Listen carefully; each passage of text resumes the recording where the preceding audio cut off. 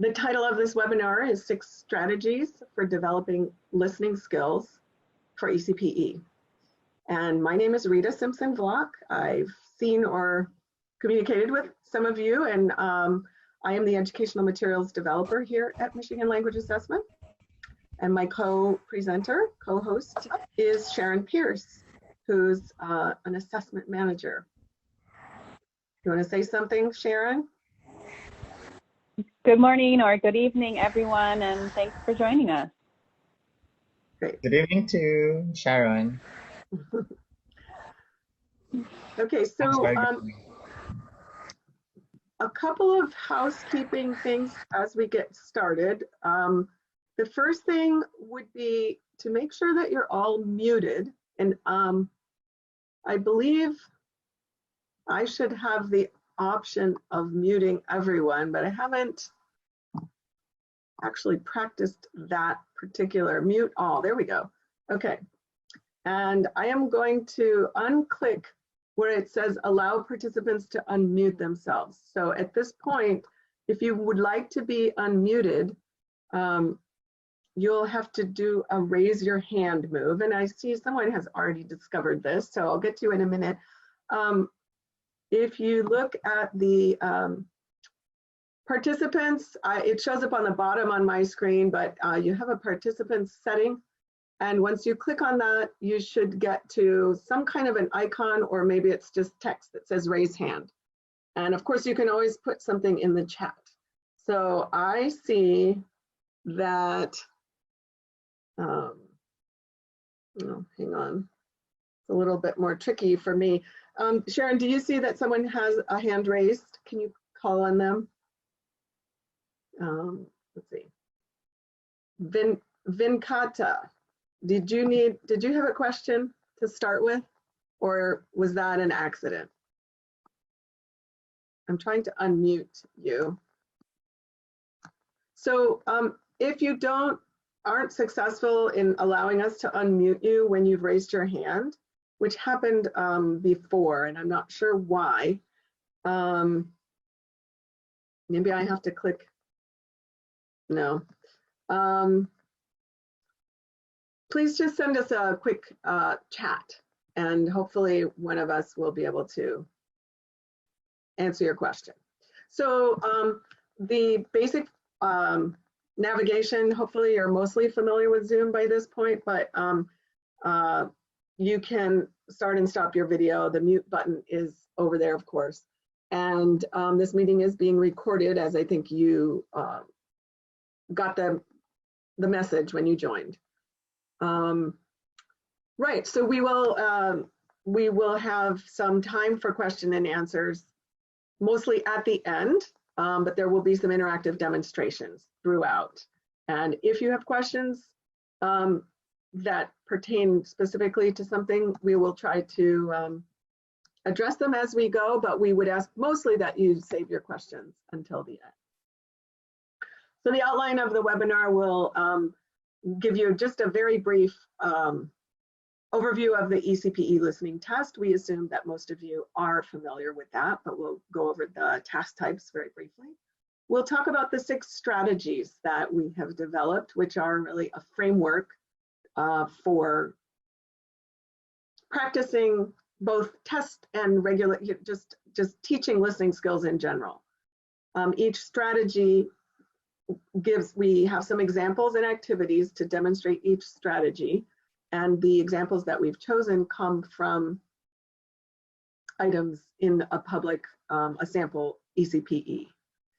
And then, as I said, we'll have some time for questions and answers at the end, and hopefully we'll get some participation, not just through the chat, but the chat is an option, and unmuting yourself should be an option, provided there aren't technical issues. I'm going to turn it over now to Sharon for the next slide.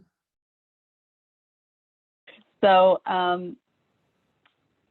as Rita said, today we'll be focusing on ECPE listening. As you know, the ECPE is Michigan Language Assessment's C2 Proficiency Certificate Examination. So the listening section contains 3 parts that I assume most of you are familiar with. In part 1, we have short dialogues followed by a question. In part 2, it's that single dialogue question, one speaker with multiple choice responses that follow. And then in part 3, there are multiple radio interviews with multiple speakers, followed by a set of questions. So just a quick refresher there on what the listening section looks like. In terms of the skills, the listening skills included on ECPE can be broken down into 3 main categories. So first we have global skills. Global skills are relating to the listener's understanding of the conversation or the talk as a whole. So that could be asking what the speakers are mainly discussing or what the main purpose of the passage was. Local skills involve understanding supporting detail, vocabulary. So you might ask about specific details or the meaning of certain words that were used. And finally, inferential skills ask listeners to think beyond what is explicitly stated in the conversation or the talk, and to draw conclusions, make predictions, or understand why something was said. So in the webinar today, we'll present strategies that address all of these different types of sub-skills that are included in the ECPE.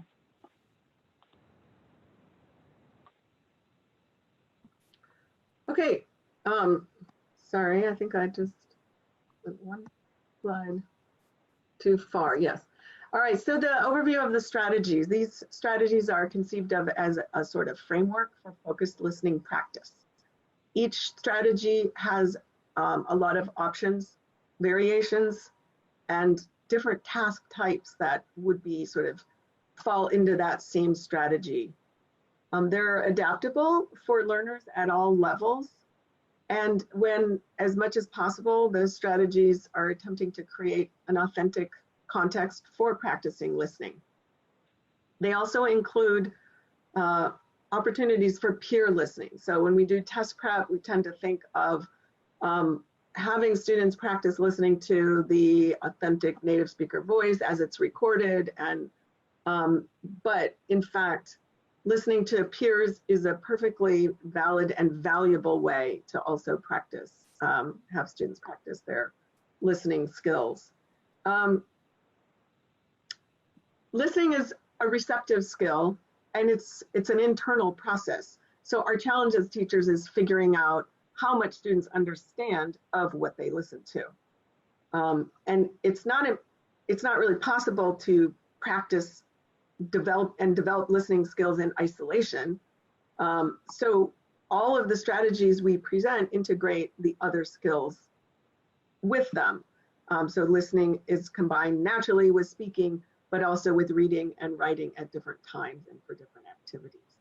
And if you notice, the icons on the screen will show you whether the listening is paired with speaking, reading, and or writing.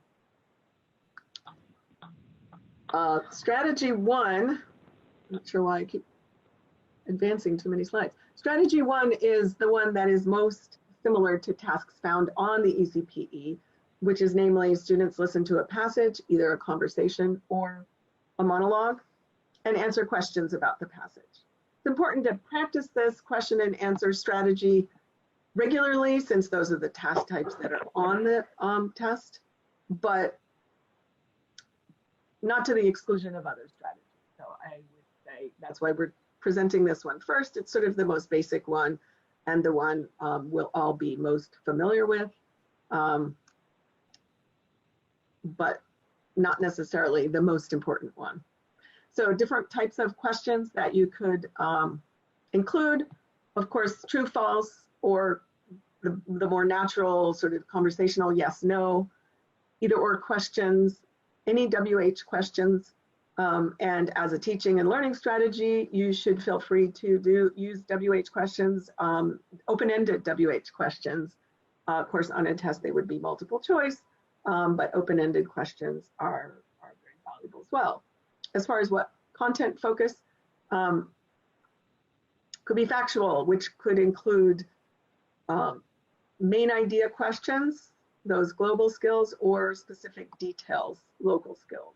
Prediction or inference, questions about speaker's intent or any kind of rhetorical function, and questions about causes, effects, reasons. And lastly, as a classroom practice, I would stress that the questions could be generated from the materials themselves, the teacher or the textbook, but of course, student-generated questions on any listening can be very valuable. Why? Because you're involving the students more actively in the listening in order for them to figure out what sorts of questions to ask. All right, so we have an example of a very brief dialogue, and then we'll show you a few questions that you might ask about that dialogue. Obviously, you probably wouldn't ask all these questions for the same dialogue, but just to show that even a brief dialogue can generate a lot of different questions. And as you listen, think of what questions you might ask. You should have let me know that your flight was delayed. I wouldn't have left home so early. I figured you'd check the status online. No, I was busy trying to get things done. I just thought you'd call if this happened. Did everyone hear that? Was that audio all good? Can I get, for those of you who have your video, if you could just give me a thumbs up, I want to make sure the audio was good. Yep, okay. All right, so it looks like we didn't have any major technical glitches there. All right, an example of a true-false question would be,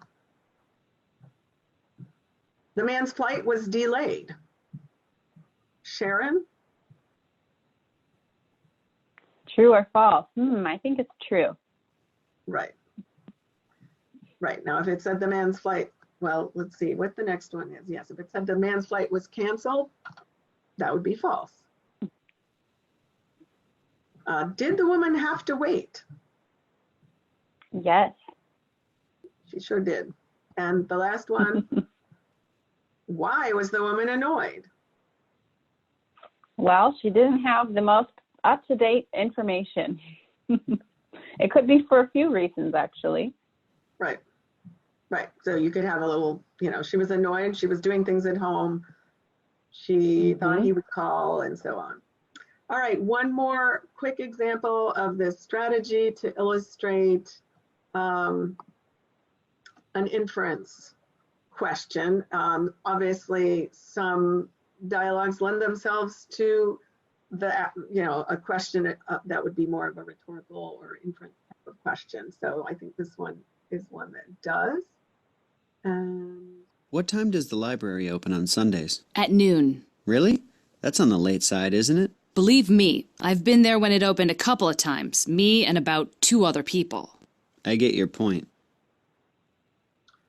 All right, so Sharon, what does the speaker imply about attendance at the library from this dialogue? Well, it could be being implied that not many people are there when the library opens. Right, that especially on a Sunday morning, if you caught that in the beginning on a Sunday, right? Yep, okay. All right, moving on to strategy 2. Whoops. There we go. So strategy 2 is similar. Was this? Oh, yeah, yes. Strategy. Go ahead. Strategy 2. Strategy 2 is listen and reply, respond, or select an answer. So it's really a variation on what we saw in strategy 1. It focuses mainly on global skills and is probably most useful with a shorter conversation or a shorter passage. So the basic idea for this strategy is that listeners are given a set of possible contexts, topics, speaker relationships, or dialogue responses, and they choose which one best fits the passage that they hear. So, for example, the examples we use in strategy 1, they could be part of a set of passages that vary by setting or location, and the task could be identifying what was the specific setting? And you could provide a list of possibilities to choose from. So let's take a look at an example for strategy 2. So we're going to have you hear several questions. These are similar to what we have on part 2 of the ECPE listening section, where it's just a single speaker asking a question. It's sort of like the start to a conversation. And while you don't hear a response on the test, you're selecting the most appropriate response. But for this activity and for the purpose of the webinar, we're going to use these questions to do this practice with identifying the relationship of the speaker to the person being addressed. So if you were doing this with students, you could give them a list of possible relationships. So here we have friends or classmates, coworkers, employee, customer, and with each question that you hear, you'd ask students to think about what the relationship was and also what context clues helped them to identify that. You might want to provide them with a way to take notes. If you're doing an online instruction, you could set up a Google form or Google Sheets to do this, or you could just have them jot it down on paper more informally. So on the next slide, on the next slide, we have sort of a chart that you could use as a template. So you have the most likely relationship for each one. We'll listen to 7 different questions and then a place to jot down some notes. So why don't we give this a try as a group if you have paper in front of you or you just want to listen and kind of follow along. But for each question, think about the relationship between the speaker and who they are addressing. And after we've heard them all, we'll go over the responses. Okay.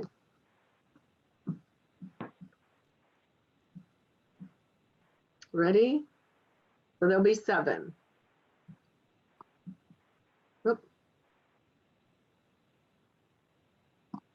Number 1. How often would you say you take advantage of your instructor's office hours? Number 2. What's behind all the IT network problems lately? Because some of these could be potentially serious. Number 3. Would you be willing to give up your seat on today's flight for an alternate flight and a voucher? Number 4. Are you going to the review session tomorrow or just spending the day in the library? Number 5. Would you rather sit up front close to the screen, or should we grab one of those rows in the very back? Number 6. Where was Tom going in such a rush with those new laptops? Number 7. If I wanted to pick up something that was dropped off for repair, who would I talk to for that?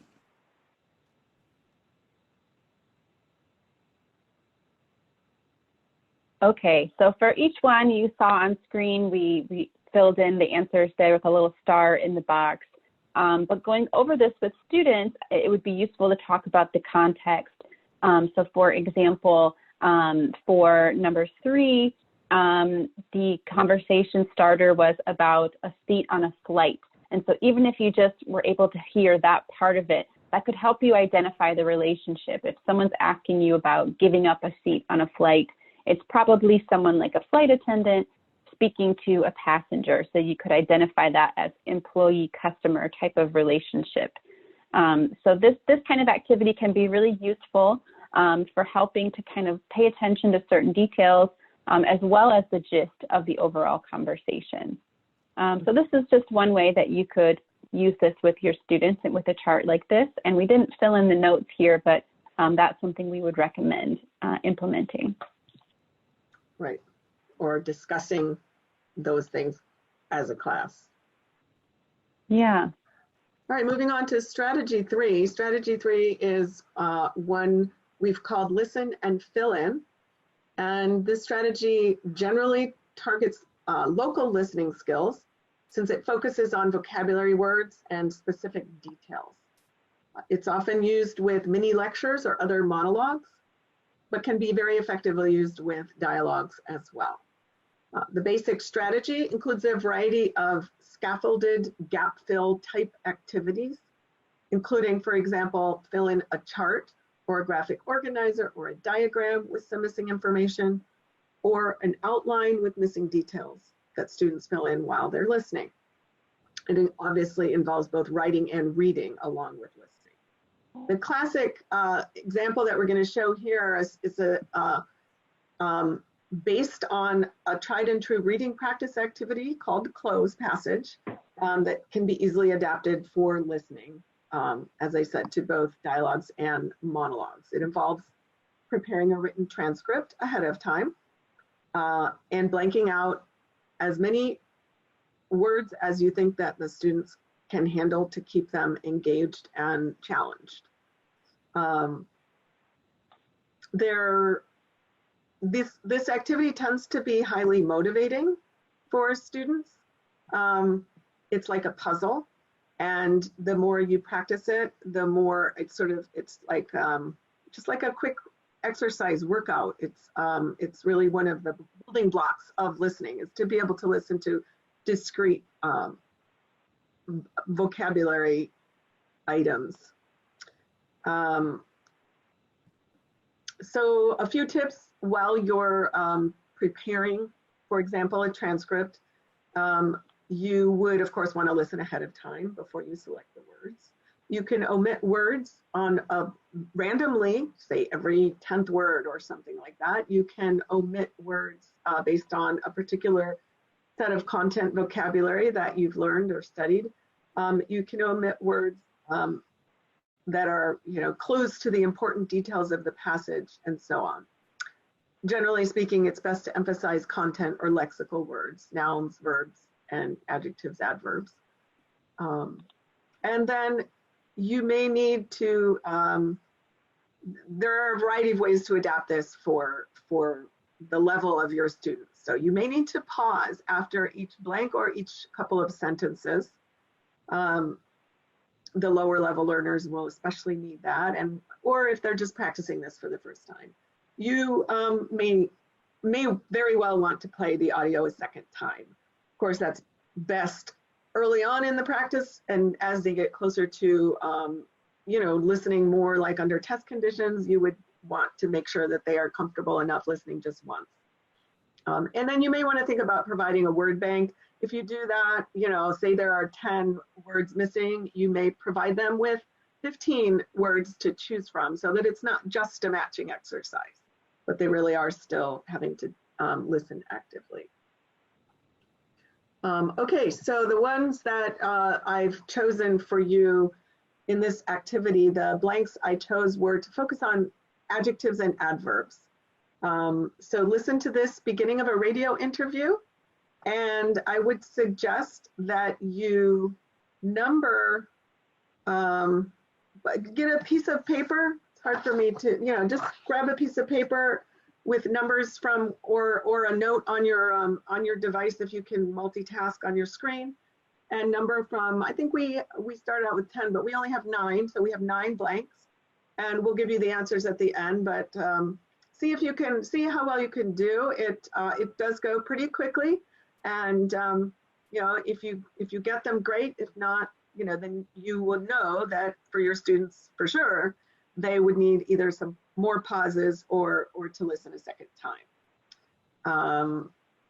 Okay, so this is a radio interview, and I'm giving you just a quick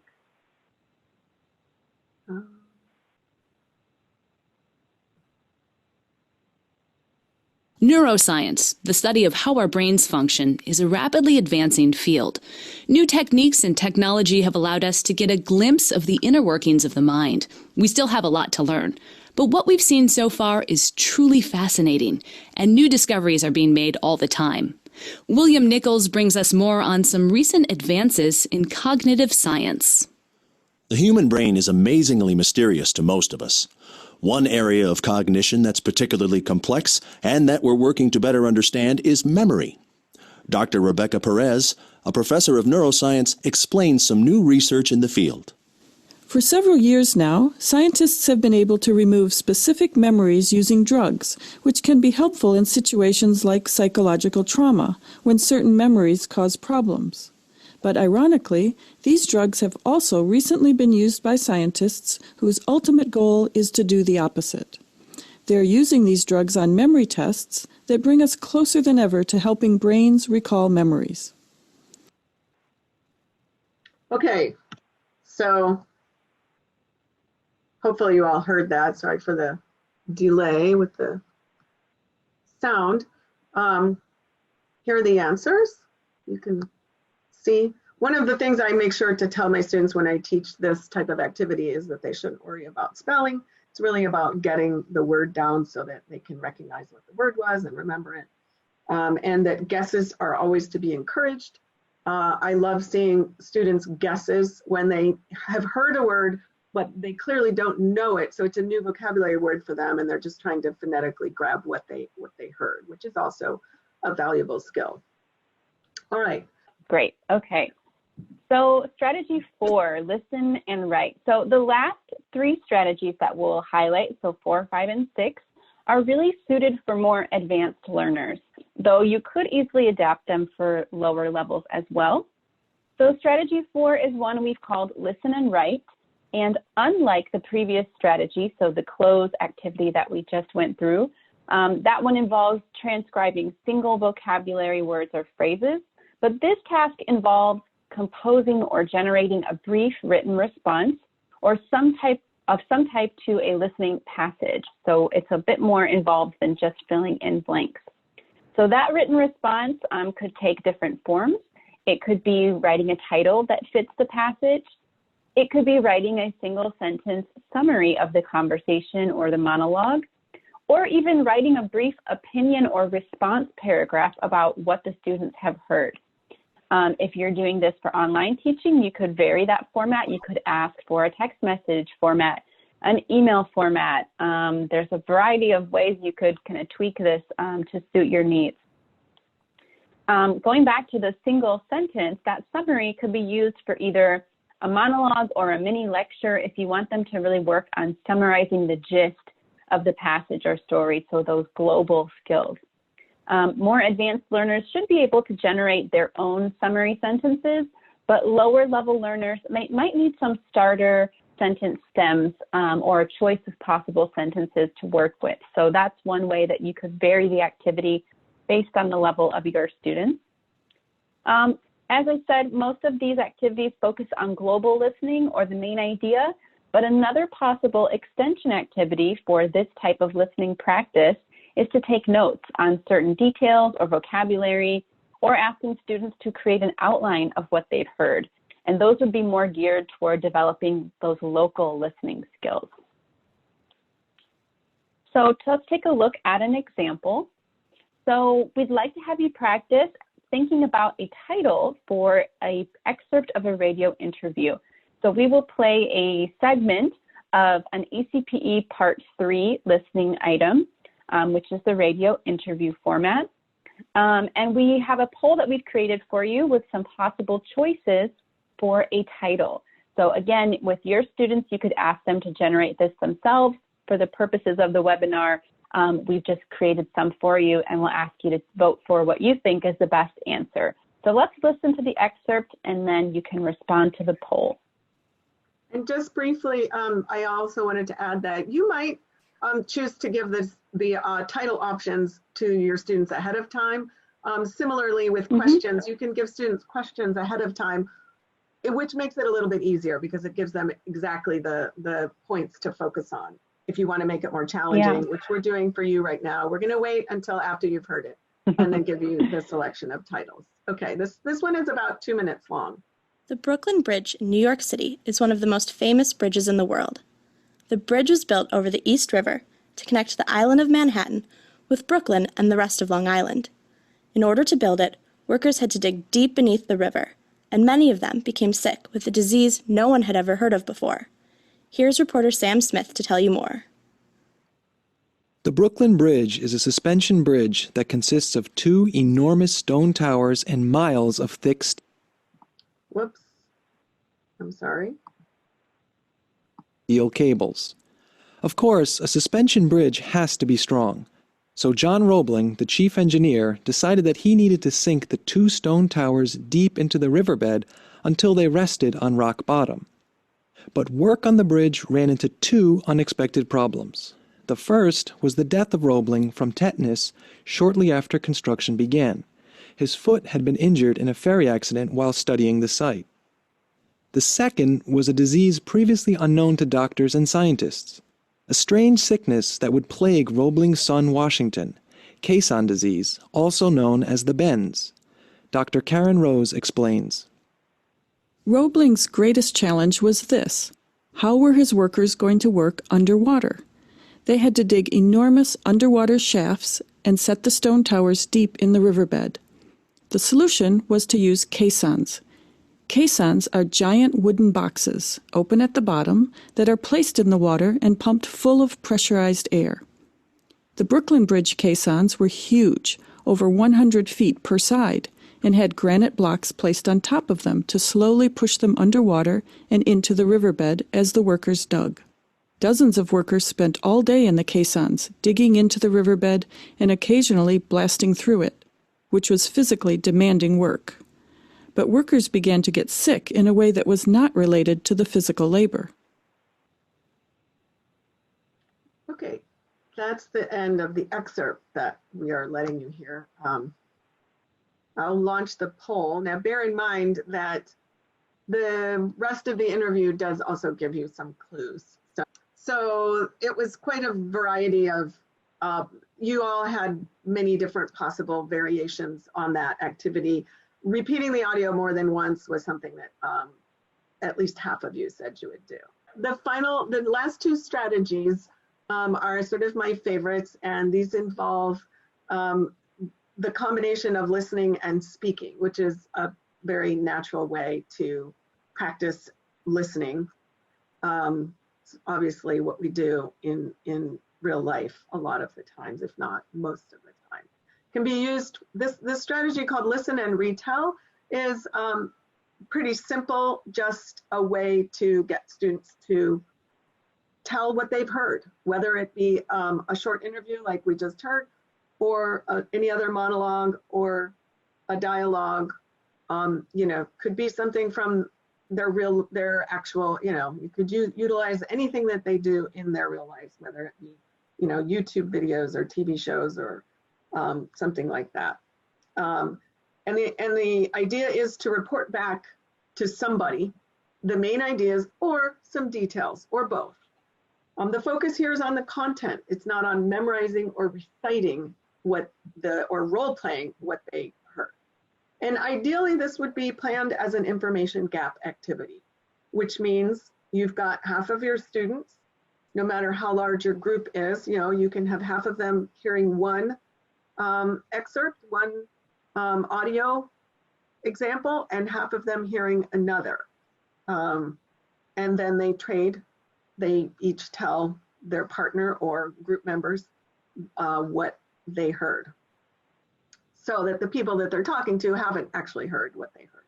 And we are going to try to show you we're going to model how we would do this, and we're going to do it as a breakout group demonstration.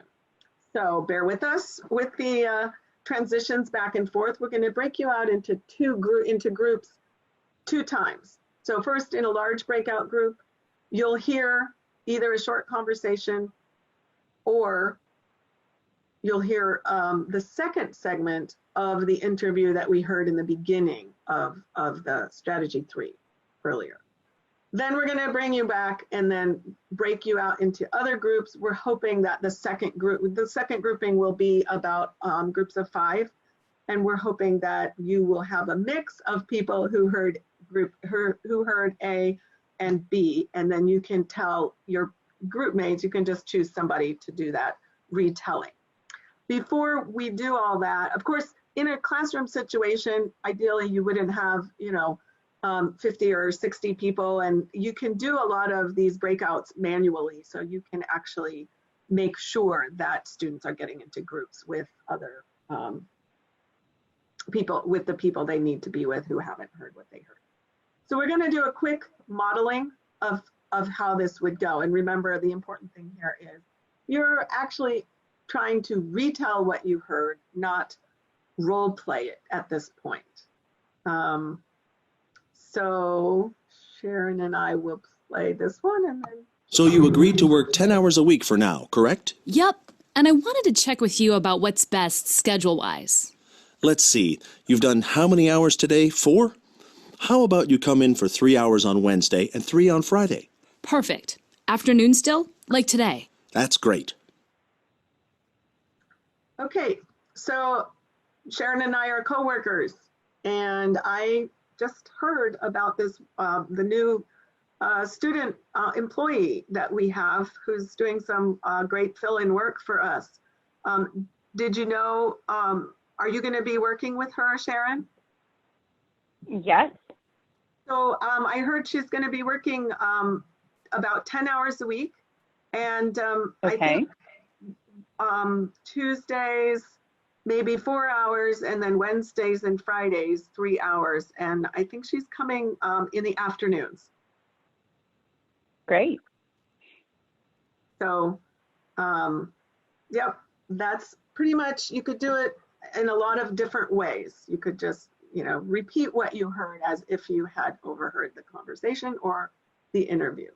All right, Sharon, do you want to, I made you host now, I think, right? Did I promote you to host? Yeah. Good. I believe I'm a co-host now, officially. Right, and I'm doing B, you're doing A, is that right? That's right. So we are going to pop into your 2 groups. So you're going to be in one of 2 groups. If you haven't done this yet on Zoom, just give it, you know, a few seconds. It will automatically send you a message and you say join the group. And then we'll play what we need to play, hopefully. Sharon, let me know if you have any problems accessing the sound on your end. Yeah, so for strategy 6, I'll just go over what the strategy is. We won't do the example for you, but I think based on strategy 5 and what we did there, you should get the idea of what we're getting at here. So strategy 6, it's, like I said, it's another sort of listening, speaking activity. It's similar to strategy 5, but this time it's geared toward allowing students to expand on what they've listened to. So this is a listen and reenact or expand activity. So the task is to have students, in this time, role play or recreate the dialogue with a partner. So this time it's not a retelling like what we just did, it's a reenactment. It could be a reenactment of the same dialogue using the same details that they heard, or if you have more advanced learners, it could be giving them some parameters for how to vary some of the details. So for example, you could have them vary the role of the speakers. You could have them vary the setting, the outcome of the conversation, so they can get creative with it, take what they've listened to and expand on it. And like Rita said, you know, it is a listening speaking activity. It really engages students interactively in that really valuable peer listening that helps them build the skills that they need. So that's really the essence of strategy 6. It's kind of taking that same idea of listening and reenacting, and also with the option to expand on the reenactment and get a little creative with it. So we'll go ahead and skip over our example there, and those are the 6 different strategies. I'll hand back over to Rita. Yeah, and we will be sending a link to the PowerPoint. I know several of you have asked and a few came late. So the PowerPoint will have all of the examples you embedded in them, and you can use them or use them as a model or whatever once you get the link. So in this instance, you know, some of the things you would vary: details, participant roles, the actual outcome. There's all kinds of things you can have students vary. And again, just remembering that when they're improvising a dialogue based on when they heard, they're also practicing listening in the moment. And so it's not just about the speaking, but of course it is both. So just to sum up, we've given you a framework including 6 overall strategies that are adaptable and versatile for, different task types and different levels. The various activities are both related to the ECPE sub-skills and test tasks, but also work on building foundational listening skills and building up students' confidence in listening. We do have some in the materials that we'll be sending out afterward, links or suggestions for additional resources, but in brief, if you're looking for things that are not just a sample test, obviously sample tests are great, or practice tests if you can, if you have access to those. But any listening material from a textbook or that you've recorded yourself, any podcasts or other online broadcasts can be very effectively used. Anything that students have access to, and as well as we keep mentioning peer listening. So opportunities for peer listening should not be underestimated as a way to practice listening. And with that, I would open it up to questions and answers in the moments we have left. I think we are happy to stick around for as long as we can. And I believe I've unmuted everyone. I'll check again. At this point, you may have muted yourself again. But if you can also use the chat. If you have a question that you want to ask, you can put it in the chat, and I'm happy to keep an eye on the chat as well. So I have just unmuted everyone. It might be best if you don't want to speak for you to mute yourself. I think it may be easier though for me to unmute everyone to start with, so that if you want to speak, you are already unmuted, but please try to use the raise hand or let us know somehow if you want to say something. We'd love to hear from you. And I see. I see lots of thank yous in the chat, and I'd just like to say thanks to all of you for joining us and participating today. We appreciate it. Absolutely. Yes. We have a question, Rita. Are you planning to offer similar webinars for the other skills of the exam? So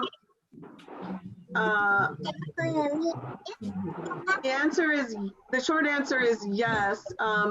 We just don't know the order, and right now the plan is to do something similar for writing, for ECPE writing, and possibly also for speaking. Those would be the highest priority skills that we're hoping to do something for. I have one. We have.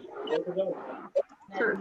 Yeah, we have another question that's asking about specific strategies for section 3. So specific strategies for the radio interview task. Are there certain strategies, Rita, that you would recommend over others for that particular task? So I like strategy 3, the listen and fill in. I think it's a good background strategy to just, and of course, strategy 1, asking questions. I actually think it's great to have students listen to a closed activity, do the fill in, maybe do some vocabulary work around that if that's something that they need and would appreciate. And then asking the students to come up with questions, their own. It sort of like gets them into the mind of what are some possible pieces of information that the test taker might ask, for example. So those would be the ones I would use. I think strategy 4, also listen and write, is a great one. So if you are not unmuted, it would be helpful if you mute yourself if you don't want to speak. Might have to mute everyone again.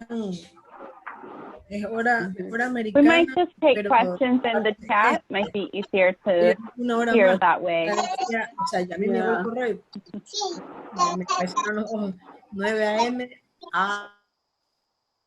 So I've muted everyone. Sorry about that. I thought it would be easier to let people speak if I unmuted you all, but it's probably easier to let you unmute yourself if you want to speak. So yeah, so for another part question. 3. Yeah. Another question that came up was about how to assess the activities. So for example, someone asked about strategy 5 and having students complete that, and how you would assess how the students performed, or what the follow-up would be after they've completed the activity. For one of the speaking and listening ones, one of the role play or retelling, you know, I think that's really, it's just a very informal assessment. You could actually, if you want to be more systematic with strategy 5, you would really do it as an information gap activity, and then you have some questions that the people who didn't hear, say, I was listening to my peer talk about sample B, audio clip B, and then all the students who heard the person describe that one have to answer a couple of comprehension questions. And that helps the student, both students, the one who was the reteller can then sort of figure out, did they get enough details right and convey those? And the people who were listening, did they hear the re-listening accurately? So that would be, other than that, I think it's more of an informal sort of, you know, you have to, as the teacher, pop into the breakout rooms and listen to see whether they've got enough of the details right, and just provide the feedback informally. Yeah. Another question, some students struggle trying to read the questions and answers before listening, and there isn't enough time for that. What would you suggest? I think this question is probably referring to, you know, practicing for the actual exam and trying to, you know, perhaps on the listening interview section, trying to read the questions before listening. So I would suggest for practice, you could have students work on some strategies where they have a listening passage, they have questions, and have them work on skimming and scanning the questions as a skill to kind of get ready for that timed practice. But beyond the actual test prep, I think the strategies that we've outlined here can really help prepare students as well, because it's really about preparing them for the types of listening they need to do so that they can answer those questions. So whether it's having them listen and practice taking notes, or listen and practice making an outline, that would help them to answer the questions even if they haven't had enough time to really process them before they start listening. Rita, I don't know if you have anything to add to that, but that would be my suggestion. Absolutely. No, I think that's right. I mean, my approach to answering that question would be, if you know that's something they're struggling with, then that's something that they have to practice. And the skimming and scanning is exactly that, but also making sure that you scaffold their practice so that in the beginning, for example, if you're doing questions for a longer interview type, you know, the NPR interviews or radio interview type of item, in the beginning of that practice, you know, whether you have, you know, 2 weeks or 2 months or whatever your practice time is in the beginning, you would give them more scaffold support. You would let them look at the answers at the questions before they listen, and then gradually give them less and less time to look at those questions. Mm-hmm.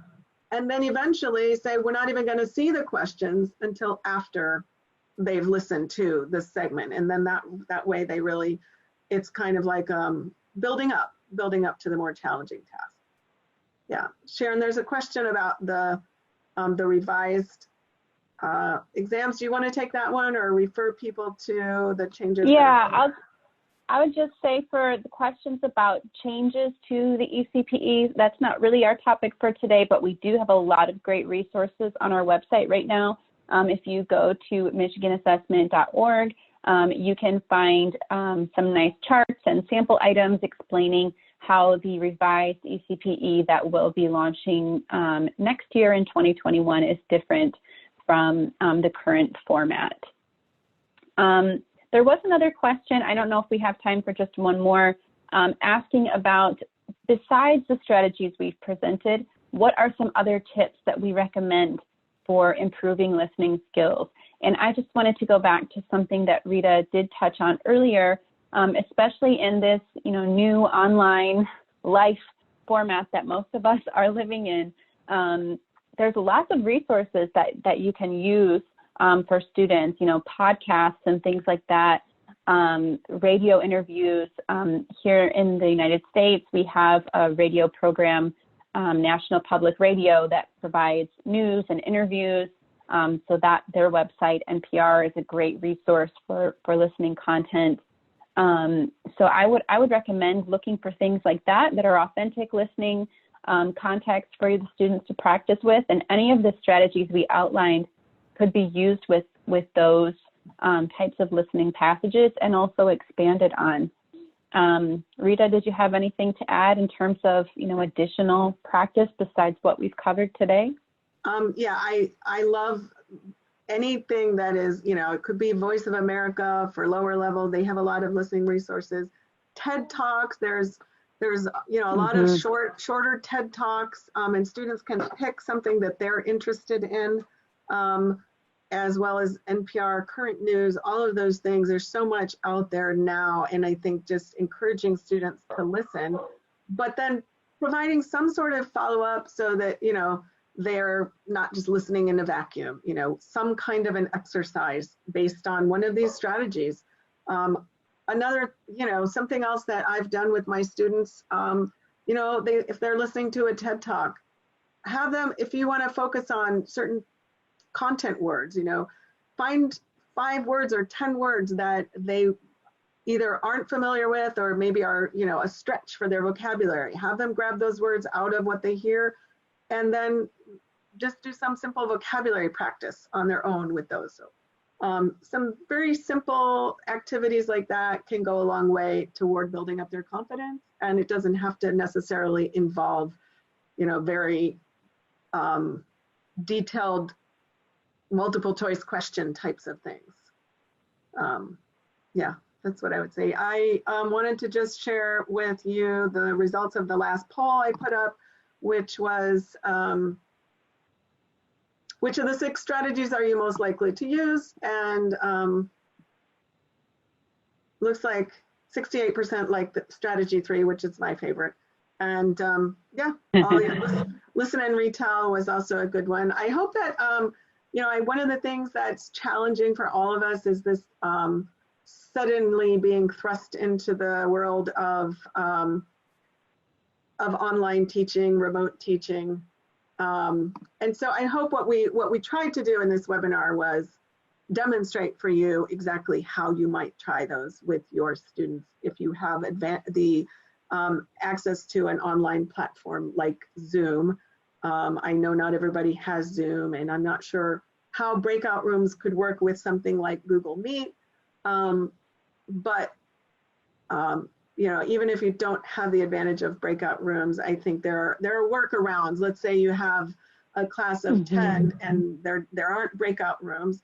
You can always, have them leave the main meet and start their own little meet, have a meet for 5 or 10 minutes with 2 or 3 of them, and invite you as the teacher into that. You pop in, you see them exchanging ideas, and then you bring them back.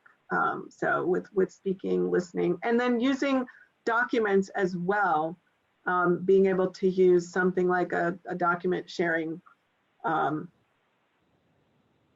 program or platform where everybody can sort of collaborate on the same document. So let's see, we have a couple more. Are there any? There's a question about e-certificates, and unfortunately, due to the reduced, due to the work at home situation and our time right now, we are not going to be able to provide e-certificates for this webinar. I think, yes, and Barb mentions that there's a, Barb Dobson from Michigan Language Assessment mentions there's a new YouTube video by our Director of Assessment, and it talks about how listening skills are acquired, and I would recommend you have a look at that. In fact, the materials that we send out next week I will try to remember to make sure I include a link to that or a reference to that in case it's not obvious where to find it. All right, any other questions? Last minute, so we're over here by a little bit, and we appreciate all of you staying with us and bearing with my somewhat challenged mastery of the PowerPoint and the Zoom and the chats and the breakouts and all of that. It's all a learning process. Thank you so much, everyone, for joining us. Yeah, okay. Till next time, and please be in touch. All right, bye-bye.